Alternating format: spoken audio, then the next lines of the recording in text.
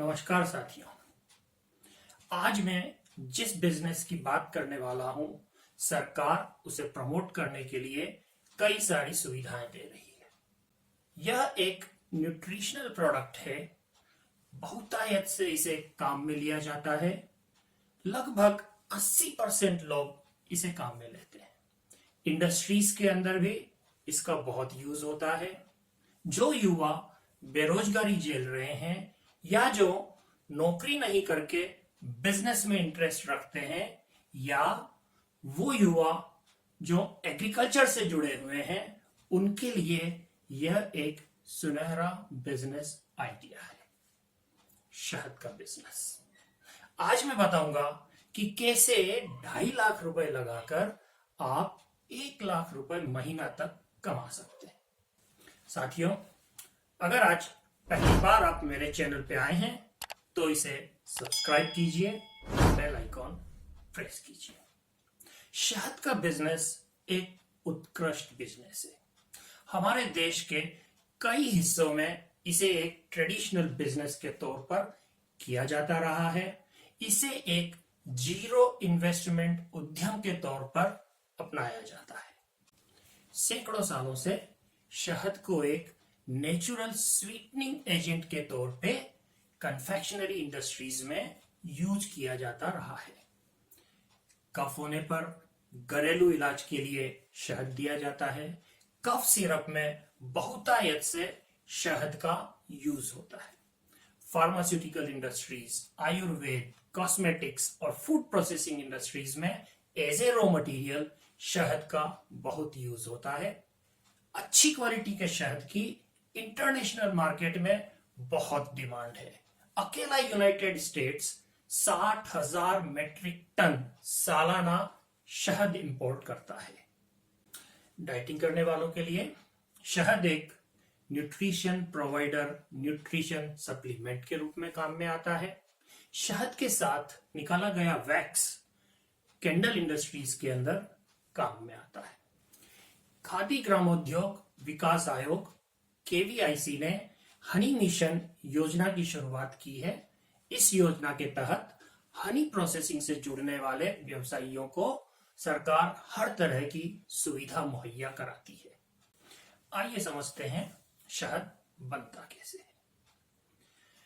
जब फूलों का रस अवेलेबल होता है तो मधुमक्खियां फूलों के रस से शहद बनाती है। फूलों के रस को एंजाइम्स के साथ मिक्स करके उसके कंपोजिशन और पीएच को चेंज करके मधुमक्खियां शहद बनाती है। इसे छत्तों में इकट्ठा करती है। इसके बाद अपने पंख फड़फड़ाकर इसको सुखाती है। मॉइस्चर सूख जाने की वजह से इसमें बैक्टीरियल ग्रोथ नहीं होती। उसके बाद एक लिक्विड मधुमक्खियां सिक्रेट करती है, जो कि इन छत्तों पर वैक्स के तौर पर जम जाता है। शहद एक नेचुरल प्रोडक्ट है। इसके अंदर लगभग 82% कार्बोहाइड्रेट्स होते हैं। बाकी पानी, एंजाइम्स, एंटीऑक्सीडेंट्स, विटामिन्स और मिनरल्स होते हैं। कार्बोहाइड्रेट्स में मेनली ग्लूकोज और फ्रुक्टोज रहते हैं। विटामिन्स एंड मिनरल्स में कई तरह के मिनरल्स जैसे कि calcium, magnesium, manganese, iron, copper वगैरह होते हैं। और विटामिन्स के अंदर vitamin B6, niacin, riboflavin, pantothenic acid वगैरह होते हैं। शहद के बिजनेस को बेसिकली 2 भागों में बांटा जा सकता है। एक है मधुमक्खी पालन, दूसरा है हनी प्रोसेसिंग। इन दोनों बिजनेस को अलग अलग भी किया जा सकता है। आज मैं आपको इन दोनों बिजनेस के बारे में बताऊंगा। तो पहले बात करते हैं मधुमक्खी पालन की। मधुमक्खी पालन के लिए लकड़ी के डिब्बे, जिन्हें कि हम बी हाइव्स कहते हैं, उसके अंदर मधुमक्खी की कॉलोनीज को डेवलप किया जाता है। इसमें एक रानी मक्खी होती है, लगभग 100 नर मक्खियां होती है और 30,000 से 1 लाख तक श्रमिक मक्खियां होती है। यही श्रमिक मक्खियां शहद को इकट्ठा करने का काम करती है। मधुमक्खी पालन खुले एरिया में किया जाता है, जिसे हम बी यार्ड कहते हैं। इसे गार्डन या छत पर भी किया जा सकता है, लेकिन रिहायशी इलाके से दूर खुले एरिया में जहां की फूलों का रस उपलब्ध हो किया जाना अच्छा रहता है। फ्लोरिकल्चर के साथ बी कीपिंग को मिक्स करना अच्छा माना गया है। फुलवारी और मधुमक्खी पालन का कॉम्बिनेशन बहुत अच्छा है। उस एरिया में पानी की उपलब्धता अच्छी हो, ज्यादा नमी शहद की क्वालिटी को बिगाड़ सकती है। एक डिब्बे में लगभग 8 से 10 फ्रेम्स होती है। जब शहद इनमें इकट्ठा हो जाता है तो ढक्कन को हटाकर स्मोकर की मदद से मधुमक्खियों को उड़ाया जाता है। उसके बाद फ्रेम निकालकर बी ब्रश और स्मोकर की मदद से जो मधुमक्खियां छत्तों पे चिपकी हुई है उनको हटाया जाता है। चाकू की मदद से इन छत्तों पर लगे वैक्स को हटाया जाता है और फिर इन फ्रेम्स को एक्सट्रैक्टर के अंदर डाला जाता है। एक्सट्रैक्टर एक सेंट्रीफ्यूज होता है जिसे घुमाने पर सेंट्रीफ्यूगल एक्शन से शहद उन फ्रेम्स से बाहर आ जाता है और एक टोटी की मदद से इनको डिब्बों में इकट्ठा कर लिया जाता है। आमतौर पर मधुमक्खियों में किसी तरह की कोई बीमारी नहीं होती है, लेकिन कभी कभी माइल नामक बीमारी हो जाती है। उसका सीधा और सटीक उपाय है मधुमक्खी पालन के डिब्बों में 2 कली लहसुन की रख दें, यह बीमारी नहीं होगी। साल में लगभग एक डिब्बे से 50 किलो शहद हमें मिल सकता है और 2 से 3 डब्बे नई मधुमक्खियां मिल जाती है जिन्हें की बिजनेस को बढ़ाने के लिए काम में लिया जा सकता है। अब हम बात करते हैं शहद के बिजनेस के दूसरे पार्ट हनी प्रोसेसिंग की। शहद के अंदर हीमोफिलिक ईस्ट होता है जो कि फर्मेंटेशन को बढ़ावा दे सकता है, इसलिए शहद की क्वालिटेटिव और क्वांटिटेटिव क्वालिटी को मेंटेन करने के लिए हनी प्रोसेसिंग की जाती है। रो शहद गाढ़ा होता है, इसको लगभग 50 डिग्री सेंटीग्रेड तक गर्म किया जाता है। गर्म करने से हीमोफिलिक ईस्ट डिस्ट्रॉय हो जाता है, क्रिस्टलाइजेशन रुक जाता है, मॉइस्चर कम हो जाता है और शहद की शेल्फ लाइफ बढ़ जाती है। अब इस शहद को हम फिल्टर कर सकते हैं। अगर कंटामिनेशन की आशंका है तो शहद को पाश्चराइज कर लेना चाहिए। पाश्चराइज करने के लिए इसे 72 डिग्री सेंटीग्रेड तक गर्म करके इमीडिएटली कूल किया जाता है। शहद को मेम्ब्रेन फिल्ट्रेशन से फिल्टर कर लिया जाता है और फिल्टर किया हुआ साफ सुथरा क्लीन हनी बॉटल्स में पैक कर लिया जाता है। पैकिंग के लिए बॉटल्स की डिजाइन अच्छी सेलेक्ट करनी चाहिए। 100 ग्राम या उससे अधिक की पैकिंग की जा सकती है। जहां तक लाइसेंसेस और रजिस्ट्रेशन का सवाल है, सबसे पहले आप एमएसएमई में अपने बिजनेस को रजिस्टर कराइए।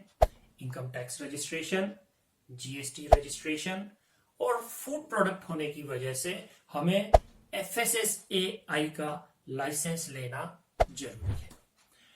अगर आप चाहें तो agricultural produce grading and marking का एक मार्क आप ले सकते हैं।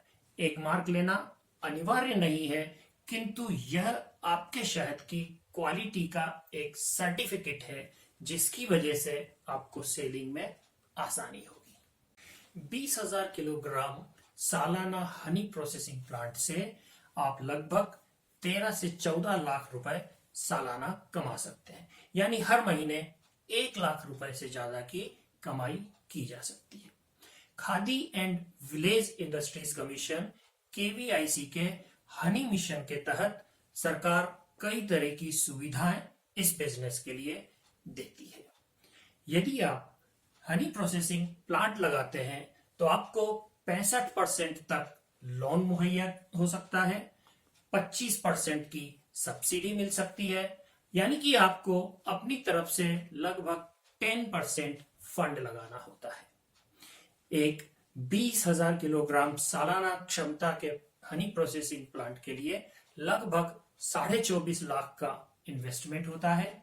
इसमें से 16 लाख रुपए आपको लोन के रूप में मिल सकते हैं, 6,15,000 मार्जिन मनी के रूप में मिल सकते हैं और 2.5 लाख रुपए आपको अपनी पॉकेट से लगाने पड़ेंगे। भारत सरकार हनी मिशन के अंतर्गत देश में कई जगह पर मधुमक्खी पालन और हनी प्रोसेसिंग की ट्रेनिंग भी देती है।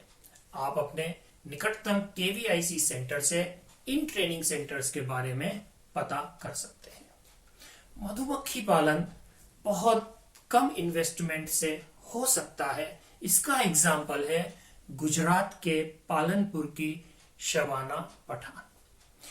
इनको हनी मिशन के अंतर्गत केवीआईसी ने मधुमक्खी पालन के 10 डिब्बे उपलब्ध कराए थे। इन 10 डिब्बों से 13 महीने के अंदर इन्होंने 130 डिब्बे मधुमक्खियों के बना लिए और 3300 किलो शहद का उत्पादन किया, जिसे कि बनास डेयरी पालनपुर में इन्होंने 4.3 लाख रुपए में बेचा। यह बिजनेस लगभग 0 इन्वेस्टमेंट में शुरू किया गया था। हनी प्रोसेसिंग प्लांट के लिए मैं जिक्र करना चाहूंगा चैतन्य पवार का। चैतन्य पवार रूरल मैनेजमेंट इंस्टीट्यूट आनंद में पढ़ रहे थे, तो उनके एक साथी ने उन्हें बताया कि वेस्टर्न घाट्स के शहद उत्पादक आदिवासियों की मदद करनी चाहिए। चैतन्य पवार वेस्टर्न घाट्स गए और उन्होंने देखा कि आदिवासी लोग पुराने ट्रेडिशनल तरीके से शहद निकालते हैं। इससे मधुमक्खियां मर जाती है और शहद भी अनहाइजीनिक होता है। उन्होंने कोल्हापुर एग्रीकल्चर कॉलेज और केवीआईसी सेंटर में संपर्क किया, शहद उत्पादन के आधुनिक तरीकों को सीखा और उसके बाद 2 विलेज की 35 फैमिलीज के साथ जुड़कर आधुनिक तौर तरीके से शहद उत्पादन और हनी प्रोसेसिंग का काम किया। 3 साल के अंदर इन्होंने 25 मैट्रिक टन हनी का उत्पादन किया और चौथे साल के लिए 35 से 40 टन उत्पादन का टारगेट रखा। तो साथियों, आज मैंने आपको बी कीपिंग और हनी प्रोसेसिंग 2 बिजनेस के बारे में बताया। इन दोनों बिजनेस को आप अलग अलग भी कर सकते हैं और साथ में भी कर सकते हैं। अगर आपको किसी तरह की कोई इंक्वायरी हो तो आप कमेंट बॉक्स में लिख सकते हैं या मुझे ईमेल कर सकते हैं। साथियों, आपको मेरा ये वीडियो पसंद आया हो तो इसे लाइक कीजिए, शेयर कीजिए, सब्सक्राइब कीजिए और बेल आइकॉन प्रेस कीजिए। धन्यवाद।